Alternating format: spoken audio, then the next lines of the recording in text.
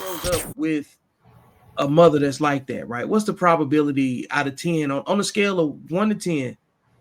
How often, how how much on that scale would you think a man would that's raised that way value women in marriage?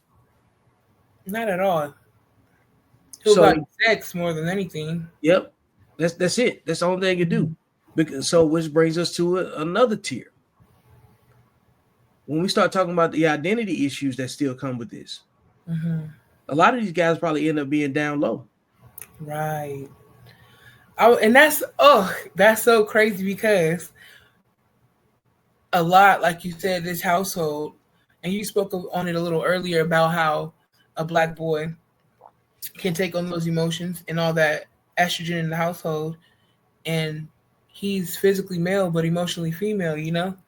And there's also black boys that mama's such a misandrist and hate black men so much he don't want to be one. You know what I mean? We don't want to discuss that. It's very touchy, you know? But I have a theory, you know, that mentally a lot of black women are buck breaking their boys, you know? Yeah. Look, I wrote a post and I put buck breaking in there. In fact, I also said that black women are creating the misogyny that they complain about. And let me talk through it for a second. Let me cook. Right. All right. Here's how black women create the misogyny that they complain about. They support TV programming like reality TV shows. And that's where you get your saucy Santanas from. Those men that are wearing a feminine presenting costume make women comfortable. But typically, what they're really sending is a message that they can be a better woman than the one that raised them. Right. Because again, when I say when things don't make sense when I'm saying sex wise, right? Let's flip it over to racism, right? Right. How do black people collectively feel when somebody that's not black paints their face black and then acts black? Right. We say they're being racist, right? You wearing blackface. Well, gender appropriation ain't nothing but blackface. So now you got what's more misogynistic than a man that's not a man? When a man that's not a woman dresses as a woman, calls women bitches, disrespects them with the terminology they use, and then the women also embrace it. Right. And then on top of that, you support the alphabet community because heterosexual men are not responsible for supporting that community. Right. So you got to take all of us out of it. And then on top of that, when we're not because we don't support it, and they still call us gay. They use gay to describe black men that don't like what they think. So you say you support the LGBT community, but you use gay as a slanderous term to men that don't like you. Right. So imagine again going from sex to race. What if your white friend decided to use a racial slur to someone else, but the racial slur was associated with your ethnic group, and they say, "Oh, I'm only talking to them." Right. You'll be like, "They gotta get you off the island." You know right. what I'm saying? Right. Right. How did you get in here? I want to pivot towards the rise in domestic violence homicides, where 50% of these homicides are firearm is used. They say that's the most gruesome way. You know what I mean? There's other. We just saying just for the record, that's the most personal, gruesome way for somebody that you're supposed to love. So the statistics used to be that a black woman's life was taken by her spouse every 5.5 hours. And that was around 2019, 2018. But, you know, due to the pandemic in the past 5 years, I know Baltimore, Maryland, specifically, their domestic violence homicides of Black men deleting Black women has rose to over 400% since COVID. Mm-hmm. I don't think our community is connecting the dots, and I want you to connect the dots. Are we connecting the dots between these emotionally unstable sons and the rise in domestic violence against Black women? I think we are. We just denying them because, because I give you a good example of that. Women will say, "I'm tired of all of these effeminate Black men," but they raised them. Mm-hmm. So you know where they come from. Or you don't think that the son that you raised is effeminate. But see, you're trying to measure his level of masculinity from what you would respect. Right. A lot of these guys that get raised, you know what I'm saying, amongst a bunch of women, they get devoured when they come out a bunch amongst the men. So like your definition of what you think is masculine for that man is only made comfortable for you, but the truth is we're supposed to be uncomfortable. Right. Men are supposed to make you uncomfortable when they're masculine, because men and women have two different value systems. So like bunnies and rabbits, you know, well, rabbits and predators rather. So you got a lot of women that are prey trying to raise a man that's supposed to have the capacity to be a predator, but know how to control it.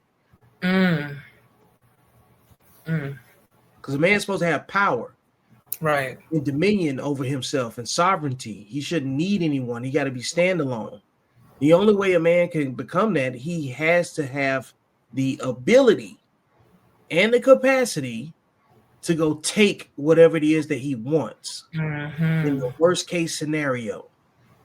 And you're raising sons that can't do that the same way. So that's why I was about to say they moving in with women. You know what I mean? They moving in with women. They scammers. They're just as promiscuous as the women that they do get a job. They don't have the emotional regulation. Yep. Before they quit or before they in confrontation with a superior, because mama, you know what I mean? Unregulated mom. So what happens when oh, I'm sorry, you could continue down. So how does the repetition of that behavior on those micro levels, how does that manifest in a relationship? And then not only that, when that man hasn't even mastered these are very small things. Right. When a man hasn't mastered those and he's already reproduced with another, probably with an equally unstable woman,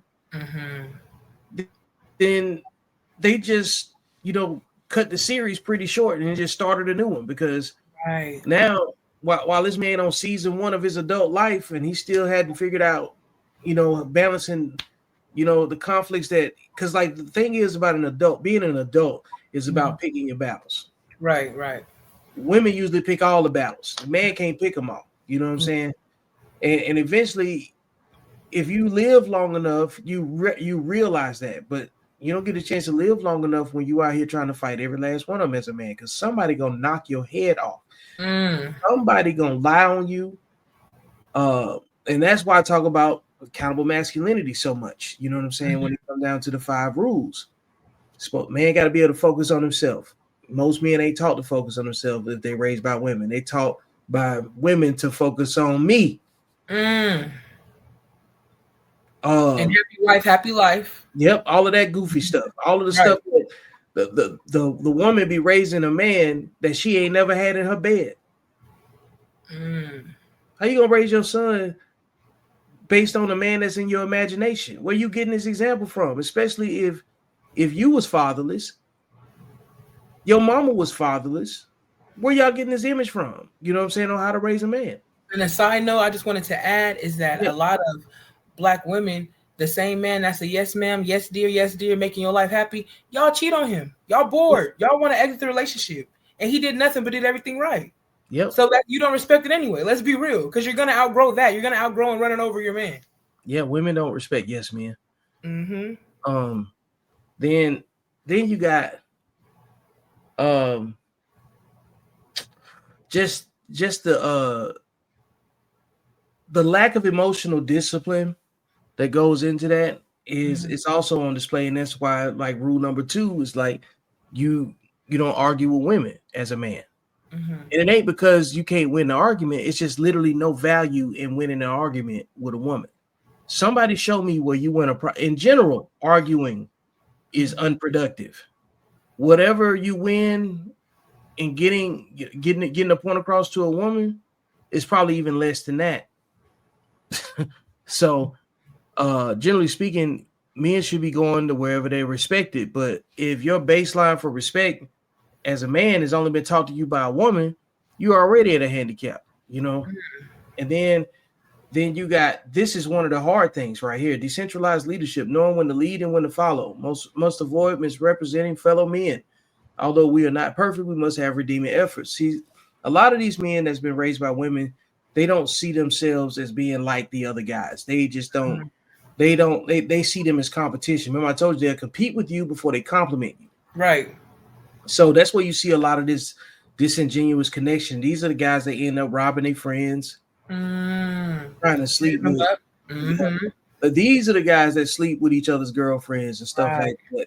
And then, you know, get into small tiffs that end up becoming big situations over anything because they got no emotional control. If you Mm-hmm. can't be, if you can't be, if you can't be told to listen to anything, then nobody can really trust you. You know what I'm saying? Then you got this right here: living a life of service towards your community and others. You must be credible and capable of both mentoring and being mentored.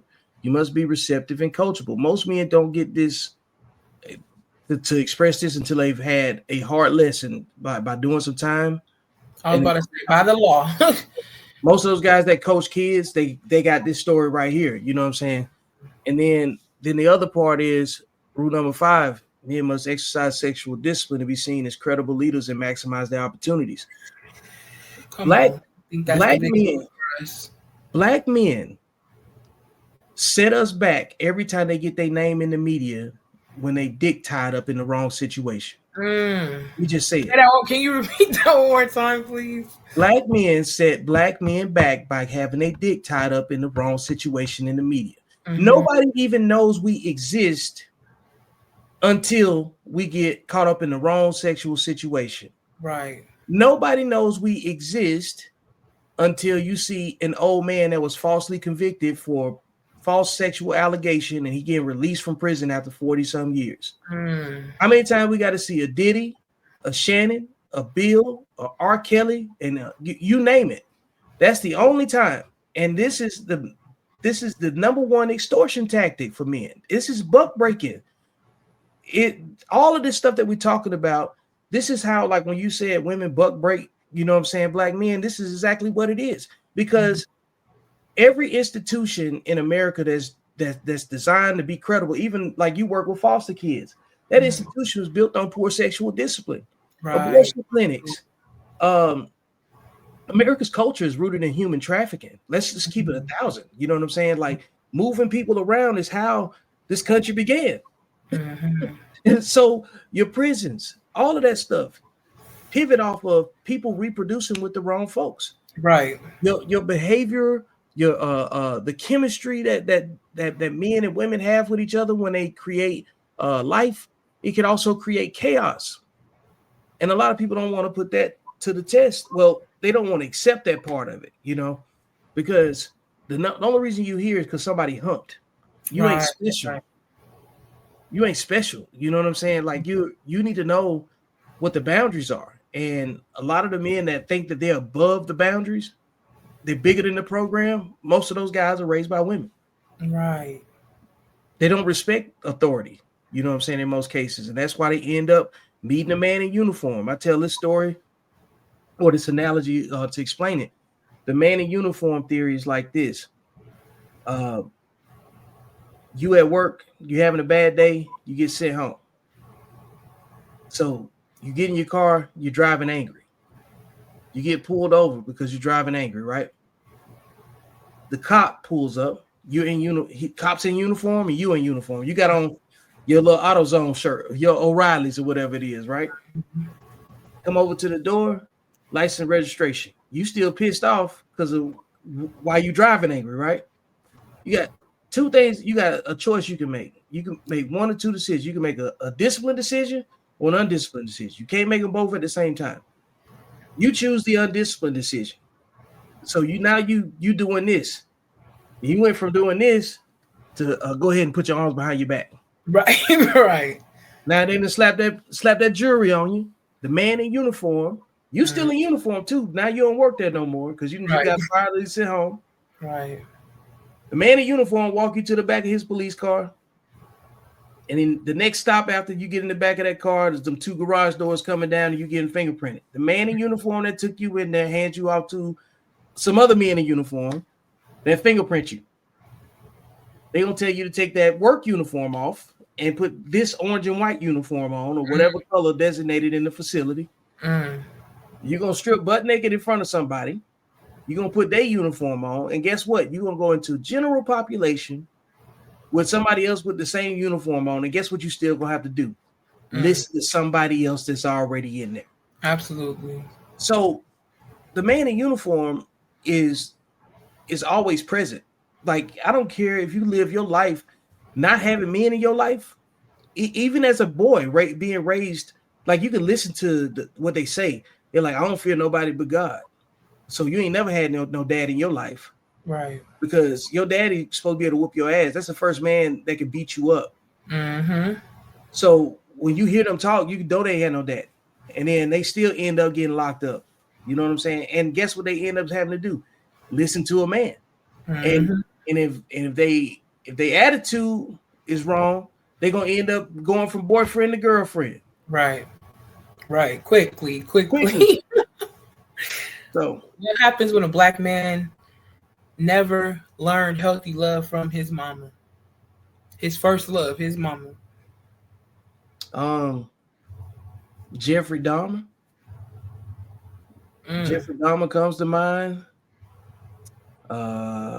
There's quite a few of them out there that's been case studies. You know what I'm saying? Like the Grim Sleeper from California. Yeah, close to 100 black women. I think more than that. Yeah, like 30 years. It's a serial killer profile. You know, so like, man, it ain't. That's how fragile. Like, people talk about the fragility of the male ego, like it's cool to say. But what we are is a more complete version of both man and woman at the same time, because we got both chromosomes. Right. And if you take one piece of our software out, we're fucked. And we might have all the other characteristics and be presented very well, but we are dangerous without the right type of compassion, the right type of nurturing at the right time in your life. It's so weird to me how people can go, because we're not better than animals. And I ain't talking about me, I'm talking about the human species as a whole. Right. There's a series about orcas in SeaWorld. You ever heard of it? It's called Blackfish. No, I gotta look that up. Man. So do you know what platform? So is anybody watching? I think Amazon Prime or either I think it's Amazon Prime. Okay. But Blackfish tells a story about this about SeaWorld having this killer whale or orca named Tilikum. Tilikum was taken from his mother after birth, and his mom was in a tank just screaming for days. Now, what people may or may not know about orcas is they stay in the same pod. The family grows with grandmothers, mothers, aunts, and the grandmothers train the children. The larger males secure the perimeter, and the women do all of the hunting. Well, the females in the pod do all of the hunting. So they have a brain that's bigger than they have the largest mammal brain in the water, and it's an ape. Nothing hunts it. Right. It is the most complete machine thinking and social animal in the water. You know what I'm saying? That is also an apex predator. But anyway, Tilikum gets separated from his mom, He grows to a ginormous size. They ship him around from different SeaWorld parks, and because the reason he was getting moved around, just like human trafficking in prison and everything, because this is why I'm modeling this. You got to watch this documentary. You'll see I want everything. it tonight. I want to watch it tonight. Mm-hmm. Every place he's getting moved to is because he's attacked the trainer. And then he finally gets to one place where, because like what he would do is he would learn the pattern of the trainer that's in the water with him. And then when he finally get bored, say, yeah, I guess I go ahead and eat him. You know what I'm saying? And then he ate him.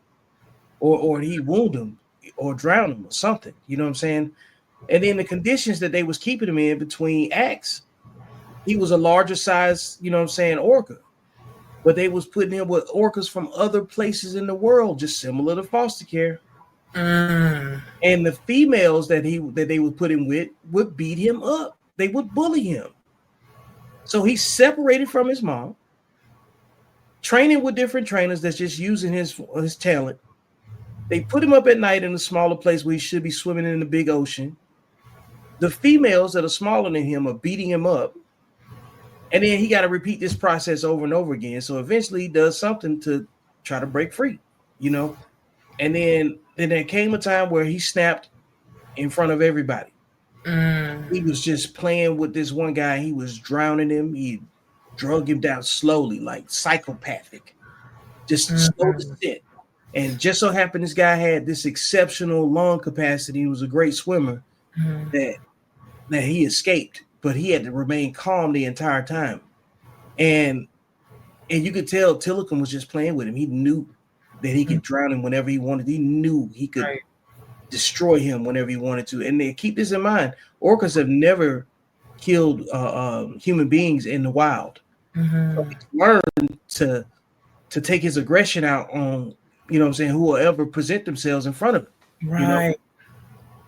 And it was interesting listening to the documentary because you see white people explain that they really do understand slavery. They just don't like to associate it with black people, you know. But single mothers raising sons put their sons through the same situation. They push their kids into a human trafficking situation because that's exactly what that is. You know, you're giving authority to Uncle Sam to do with your child as they see fit, and they will use him as they see fit. And maybe not necessarily in greater society, but the way contracts and prison population is set up and the infrastructure around it, you're basically giving cotton to the system.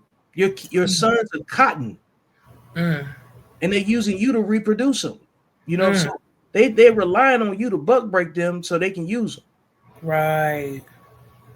And they have the least amount of collateral damage because guess who's the number one target of your sons? Just other black people.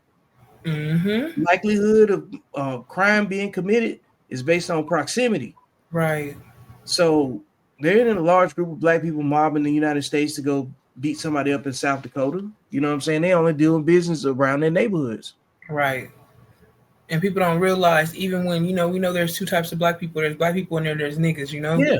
But the paths are going to cross. The paths will eventually cross. So even when those on their best behavior that's disciplined, yep, they'll meet that wolf, that starved beast. That man in uniform. That's Absolutely. if they get lucky.